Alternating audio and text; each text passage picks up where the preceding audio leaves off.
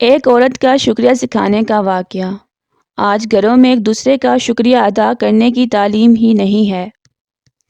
بھائی بھائی کے لیے، باپ اولاد کے لیے ہوا کتنی مرضی قربانی دیں، لیکن ایک دوسرے کا شکریہ ادا نہیں کریں گے کیونکہ بچپن سے شکریہ کی تعلیم ہی نہیں دی جاتی۔ پھر اس ضمن میں ایک واقعہ سنایا۔ ایک دفعہ ہوائی جہاز میں جا رہے تھے، کوئی یورپین عورت تھی۔ وہ اپنے بچے کو چمچ کے ذریعے چاول کھلا رہی تھی۔ وہ ہر چمچ کھلانے کے بعد بچے سے کہتی کہ سے تھینک یو۔ وہ بچہ اپنی زبان سے شکریہ کے الفاظ ادا کرتا، تب وہ اسے دوسرا چمچ دیتی۔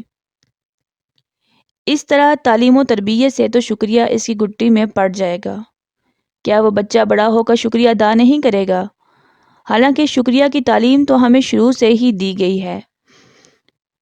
قرآن اور حدیث اس پر گواہ ہیں۔ قرآن کی ابتدا شکریہ کے الفاظ سے ہو رہی ہے، الحمدللہ رب العالمین، اور جنت کی انتہا پر بھی شکریہ کے الفاظ ہیں۔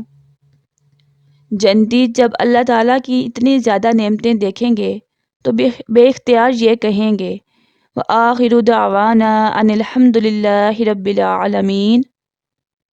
اللہ تو پھر اللہ ہے۔ ہمیں تو انسانوں کے شکریہ کی بھی ترغیب دی گئی ہے۔ حدیث میں ہے من لم یشکر الناس لم یشکر اللہ۔ جو انسانوں کا شکر ادا نہیں کرتا وہ اللہ کا بھی شکر ادا نہیں کرتا۔